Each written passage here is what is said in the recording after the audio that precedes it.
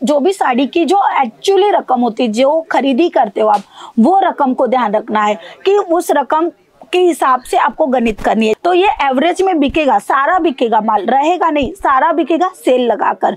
एक शनिवार है, उस शनिवार के दिन सेल लगाओ, एक रविवार है जो कि वीक ऑफ रहता है, उस समय सेल लगाते हो, तो ये जो भी आपका बचा हुआ माल है वो भी बिक्री कर पाओगे, वो भी एकदम ईजी तरीके से। नमस्कार दोस्तों, मैं स्वाति आ चुकी हूँ और एक बेहतरीन जानकारी लेकर, और हर एक व्यापारी के लिए ये सबसे अहम जानकारी होगी। जो पीछे बचा हुआ स्टॉक है दोस्तों, हर एक समय में कोई भी बिजनेस करता है तो उस बिजनेस के पीछे एक डर लगा रहता है कि माल बिकेगा कि ना बिकेगा। जैसे कि ज्वेलरी है, सोना जिसे लोग पसंद करते, काफी बार वहां पे भी स्टॉक रह जाता है। डिजाइन कुछ ऐसी रहती है कि जो नहीं बिकती, नहीं पसंद आती है। जिस चीज का आप बिजनेस करोगे, कुछ ना कुछ प्रोडक्ट आपकी बच जाएगी। उस बची हुई प्रोडक्ट का किस तरीके से आप सेल करोगे, किस तरीके से बेचोगे, उसकी सारी डिटेल इस वीडियो में देने वाले हैं। तो सबसे पहले आप सभी का स्वागत है Ajmera fashion textile manufacturing company में। दो पंक्ति आपके लिए जो कि आपको अच्छी तरीके से एक उम्मीद के साथ में, एक हौसले के साथ में आगे बढ़ाने में काम करेंगे। पंक्ति बताना चाहूंगी जो कि आपके हौसले को और आपके हिम्मत को आगे बढ़ाने के लिए बहुत ही काम करेगी। तो सुनिएगा, गौर फरमाइएगा। बिना संघर्ष के कोई महान नहीं होता, बिना संघर्ष के कोई महान नहीं होता, बिना कोई कुछ किए जय जयकार नहीं होता। जब तक नहीं पड़ती हथेली की चोट, तब तक कोई पत्थर भी लोगों के लिए भगवान नहीं होता। इसीलिए मेहनत कीजिए और करते रहिए। आपका जो फायदा है, आपका जो मुनाफा है वो रहेगा ही रहेगा, आपको मिलेगा ही मिलेगा। कहते हैं कर्म करते जाओ, फल की चिंता मत करो, क्योंकि फल हमारे हाथ में ऑटोमेटिकली आने वाले, क्योंकि हमने संघर्ष किया, हमने मेहनत की है। हम जो भी मेहनत करेंगे उसका फायदा तो ले ही लेंगे। लेकिन खैर, आज बात करेंगे कुछ हिसाब किताब की। जैसे कि आप देख पा रहे हैं, कैलसी लेकर और नोट लेकर बैठी हूँ आपके लिए कुछ फायदे की जानकारी लेकर। काफ़ी बार बचा हुआ स्टॉक होता है, तो उस बचे हुए स्टॉक को कैसे हमें सेल आउट करना है उसकी डिटेल दिए जाएंगे। तो सबसे पहले आप जो भी बिजनेस करते हो, उस बिजनेस में कुछ ना कुछ प्रोडक्ट आपके पास रह ही जाते हैं। काफ़ी बार ऐसा रहता है, डिज़ाइन पसंद नहीं आती, किसी को कलर पसंद नहीं आता है, तो किसी को जम नहीं रहा है, अच्छा नहीं लग रहा है, तो ये कुछ कुछ प्रोडक्ट जो हमारे पास रह जाती है, उसको किस तरीके से सेल करना है। तो सिंपल सा गणित है, आप समझ लेंगे तो बहुत ही अच्छी तरीके से पीछे पुराना स्टॉक है वो भी निकल जाएगा। लेकिन एक बात को ध्यान रखिएगा, जो भी आप प्रोडक्ट मंगाए हो उस प्रोडक्ट को एक बार रिपीट कीजिएगा। मतलब एक प्रोडक्ट बिक्री गई, उसमें आपने तकरीबन 50,000 का माल मंगाया और माल बेचने के बाद में आपके पास तकरीबन 5, 6, 10 पीस बच गए। अब उस 5, 6, 10 पीस को क्या करना है, आपको रिटर्न माल नया मंगाना है, उस नए और पुराने दोनों मिक्स कर कर बेचना है। तो नया पुराना बिकेगा ही बिकेगा, लेकिन तभी भी कुछ ना कुछ 4-5 पीस ही पकड़ लीजिए रह जाते हैं। तो उस पीस को क्या करें, क्योंकि उसमें हमने पैसा लगाया है, तो वो पैसा वेस्ट हो जाएगा, वैसा काम नहीं होना चाहिए। तो मैं आपको बताना चाहूंगी, जो भी कपड़े का बिजनेस करता है उनके पास जो जो प्रोडक्ट रहती है उसको किस तरीके से सेल आउट करना है।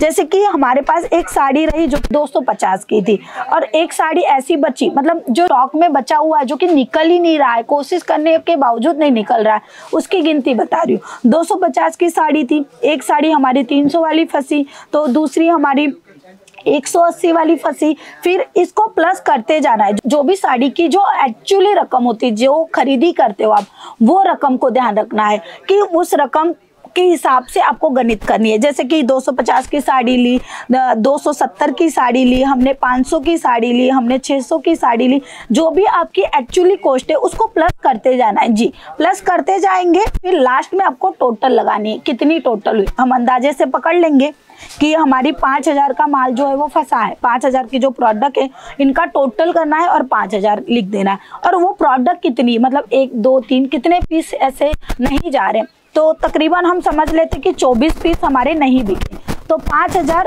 आगे 24 करेंगे। तो देखते हैं किस तरीके का गणित रहेगा, और यही गणित यदि आप करते तो आपको फायदा रहेगा ही रहेगा।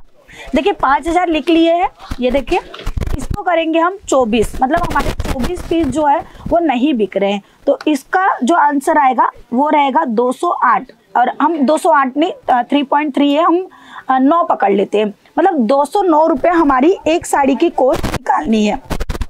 मतलब ये नहीं समझना है हमें कि हमारा जो ये 209 रुपया जो है, 209 रुपया जो हमारा है वो एक्चुअली हमारी कॉस्टिंग है, और हमारा टोटल माल जो है वो 5000 का है जो कि नहीं बिक रहा है। और यदि हम एक एक की एवरेज निकालते जो हमने इन्वेस्ट किया है तो उसका अंदाजे से प्रोडक्ट का एक बजट निकालते तो 208 लगता है। तो हम क्या करेंगे, केवल 250 रुपया, जी दोस्तों 250 रुपया में सेल लगा देंगे, ठीक है। और उसमें भी एक अपॉर्चुनिटी और रखेंगे कि 250 का सेल रहेगा ही रहेगा, लेकिन आपको क्या करना है, थोड़ी सी बुद्धि का ज्यादा इस्तेमाल करके हमें कस्टमर को अट्रैक्ट कर लेना है और कस्टमर ज्यादा प्रोडक्ट लेकर जाए वो ध्यान रखना है। तो हम क्या करेंगे, 500 में 2 साड़ी करेंगे। कितने में, 500 में 2 साड़ी।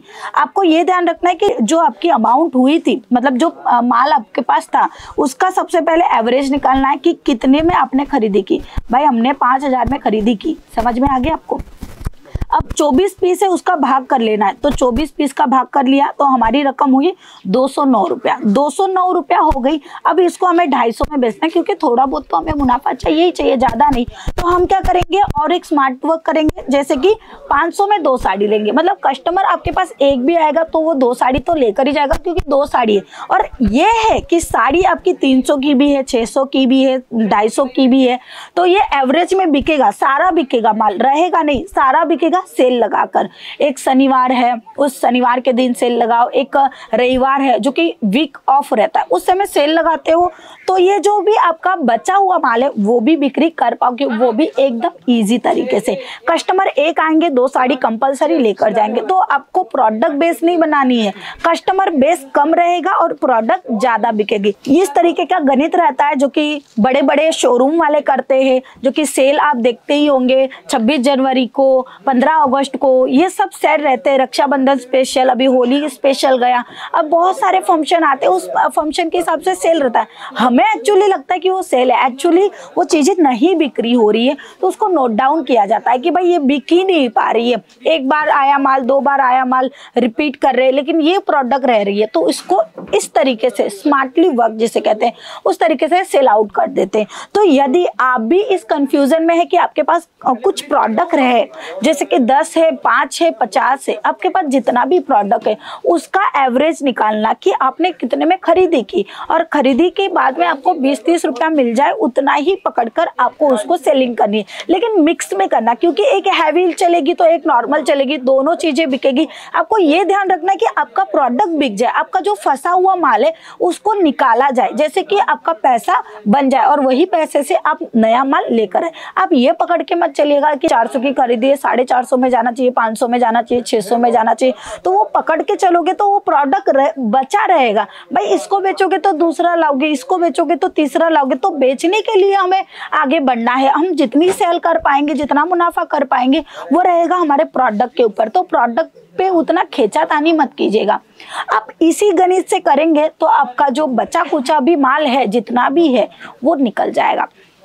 इस तरीके से काम करेंगे तो बहुत आगे आपका बिजनेस ग्रो करेगा। हर एक बिजनेसमैन को ये वीडियो डेडिकेट है। तो जो भी व्यापारी है या शुरू करना चाहते हैं उनके लिए ये डर बिल्कुल ख़त्म हो जाएगा ये वीडियो देखकर।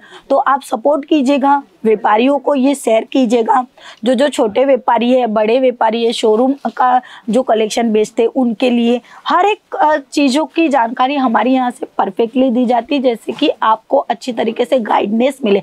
आपको जानकारी अच्छे से मिलेगी तो आप उस प्रोडक्ट को अच्छी तरीके से बेच पाओगे और अपना मुनाफा कमा पाओगे। कपड़ा बिजनेस एक ऐसा बिजनेस है जिसकी एक्सपायर डेट नहीं है। एक्सपायर डेट नहीं है तो ये बिजनेस आपका बहुत लंबे समय तक चलने वाला है।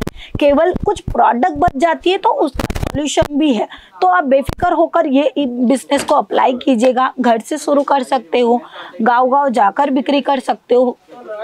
प्रोडक्ट में भी कई सारे प्रोडक्ट रहते हैं आपके एरिया में जो चलता है, जैसे लेगिंस ज़्यादा चलती है, पैंट ज़्यादा चलती है, बच्चों के कपड़े ज़्यादा चलते हैं, साड़ियाँ ज़्यादा चलती है, कुर्ती ज़्यादा चलती है, या फिर ब्लाउज पीस चल रहे, जो भी चल रहे उसको ध्यान में रखकर प्रोडक्ट मंगाइए और सेल कीजिए। बाकी का धीरे धीरे वक्त के साथ में हम सीखने ही वाले हैं। तो ज़रूर एक बार अपने बिजनेस के बारे में सोचिए और अपना बिजनेस कीजिए, जिससे आप अपने पैर पे खड़े रह पाए और अपना भविष्य का बिजनेस बना पाए। तो दोस्तों दोस्तों आज की वीडियो आपको वाकई में अच्छी लगी होगी तो पहले तो शेयर कर दीजिएगा। हर एक व्यापारियों के लिए हेल्पफुल रहने वाली है। और आपको यदि पसंद आई है तो एक बार लाइक का बटन दबाइएगा। और पहली बार यदि ये वीडियो देख रहे हैं या चैनल पे आप पहली बार आए हैं तो हमारे चैनल को सब्सक्राइब करना बिल्कुल मत भूलिएगा। ऐसे ही कई सारी वैरायटी और आपको जानकारी हमारे यहाँ से मिल जाएगी। तो दोस्तों आज की वीडियो हम यहीं रखते हैं, फिर मिलेंगे, तब तक के लिए जय हिंद।